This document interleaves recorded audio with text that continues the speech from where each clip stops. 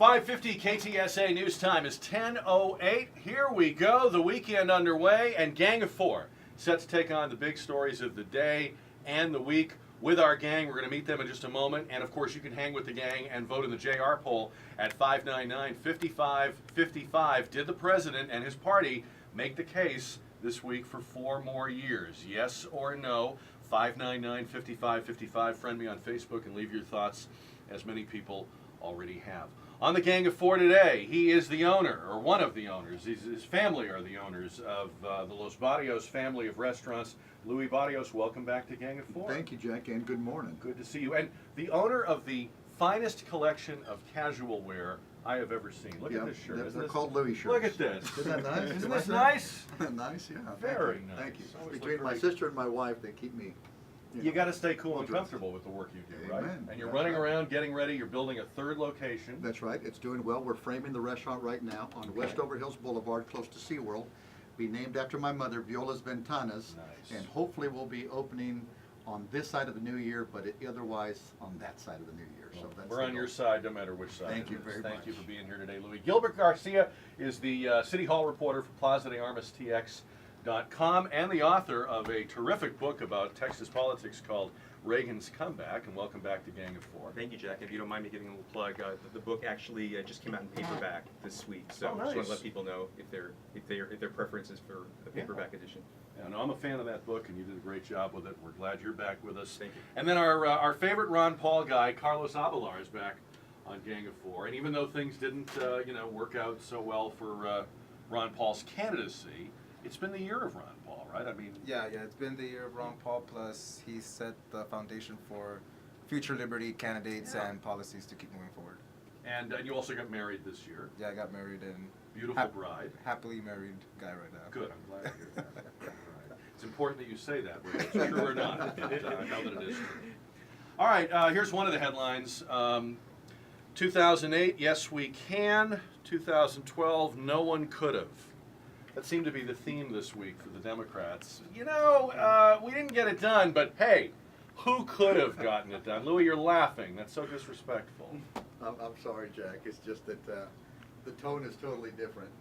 The Republicans really have the positive tone, but you wouldn't know it from the conventions because the Democrats really, they really appeal to their base. They're getting everybody fired up.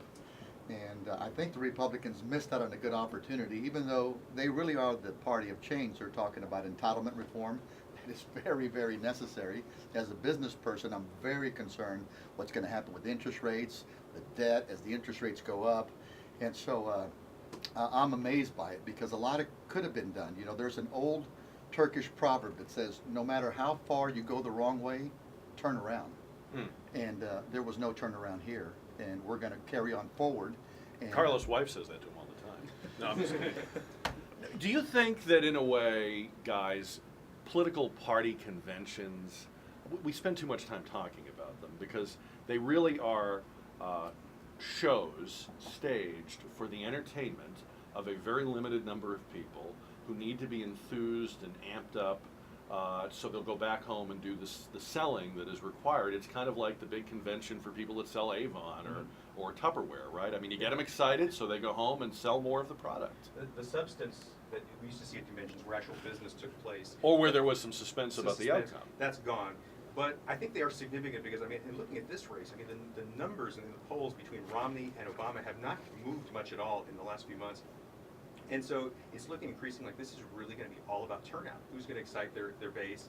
And the conventions basically are just a way of just building up enthusiasm and trying to get that turnout, which Obama did incredibly well in 2008, and there's a lot of question about that this year. All right, so was the speech last night a good case or a case made for 4 more years? Anybody?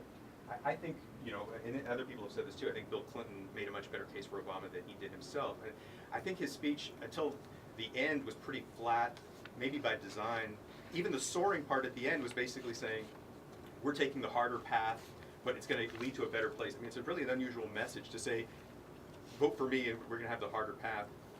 But it actually reminded me a little bit of the speech Obama gave on election night 2008. People will remember that you had all the people celebrating in Chicago in the park, and people were hugging and crying.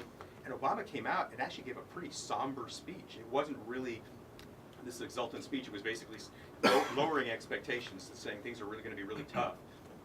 And I found it interesting, and it's a challenge for him that almost 4 years into his presidency, he's still kind of lowering expectations. He started that night, and he's continuing to do that. And it's a hard thing to try to sell at this point.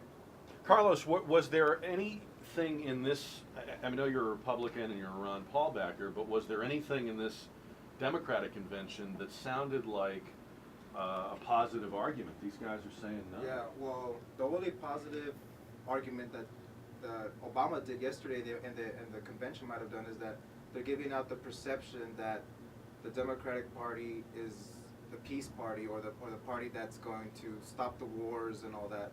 I mean, under the policy of Obama, we know that that's not the case in the sense that he's basically doubling down on Bush's type of foreign policy since he's kept those people in there. But yesterday, I think he made the case to come off as the peace candidate, and if he keeps that narrative, I think it can help him with independence. What seemed to be taking shape over the course of the week was sort of a trio of themes that we got into this economic mess because of tax cuts and a lack of regulation or a lack of attention to regulation. No one could have done any better than Obama. You heard Bill Clinton say, no president, not me, not anyone could have moved this economy along faster. And the third was, as bad as you may think it is, it would have been a depression. We would have been in the Great Depression with bread lines and people loading their buggies out of Oklahoma. Now, how much truth is there to those three assertions that Democrats made this week? Well, I think there's a lot of truth to that because, in 2008, McCain, suspended his campaign or stopped his campaign to go with Obama to go try to figure out the crisis, Right. the economic crisis. Wall Street. So even if McCain was president, I don't see what difference he would. I mean, he would have been following the same economic theories. I think you're right Same about economic that. theories so. More or less. I mean, maybe it's good politics to say that nobody could have fixed it, but I see some truth in that. I mean, I think they would have done the same thing. But that's not the same thing as saying nobody could have done it. That's just saying McCain couldn't have done it. We're not talking about Or the other McCain. party, what if McCain would have done the same thing? That's assuming that the 2008 election had turned out with McCain as the winner, but that's not what Bill Clinton said. Bill Clinton said, look at our current crop of politicians, look at our entire history. No one, really no one, none of our 43 preceding presidents, no one on the political landscape could have done better. Well, it's possible that we may have been heading for a Great Depression. I mean, it's like trying to disprove a negative. It's very hard at this point. It's like measuring those jobs that were saved. Exactly, and one of the things that sort of frustrates me, and whenever I hear politicians talk about creating jobs and so on, I mean, I think we tend to assume that the president has absolute control over the economy, Right, and right. it's a myth. I mean, Bill Clinton, I think he did some good things, but he had some luck during his presidency with the tech boom. We've had presidents who came in at the right time. They had luck on their side, and it would be great if we could go back in time and see if we'd had a Republican president come in under the same exact circumstances and pass a tax cut and slash the budget and try to restructure Medicare and see would that have been better for the economy or not. So the arguments, because these arguments are always made where we say, well, I did this and it created so many jobs and so did this, but they were at different times, different circumstances. We can't really compare. Well, the one argument that I always heard, and of course it was from my guy, the guy that I was going for, was that after World War II, the army, they came back home and it was like 10 million people, and they fell back into the economy. They cut government down, and then that's when it was kind of like after the peacetime. But I mean, that's an example of when you cut government and you can take on workforce because the economy, I don't know, what do they call it, the magic hand or whatever, Right. works itself out. So that could be an example of it, but it's still hard to tell because it's different economy now because after 72 and taking off the gold standard, it's a different game now. You know, Jack, I can speak to my experience in my life. When I took over my mom's business in '86, I was 26 years old. People were embezzling from my mother. People were giving stuff away. They were just, it was really bad. And my roommate, who I was real close to, he said, Lou, you're traveling a lot with Johnson & Johnson, and you need to get back and help your mom because this business is overwhelming her.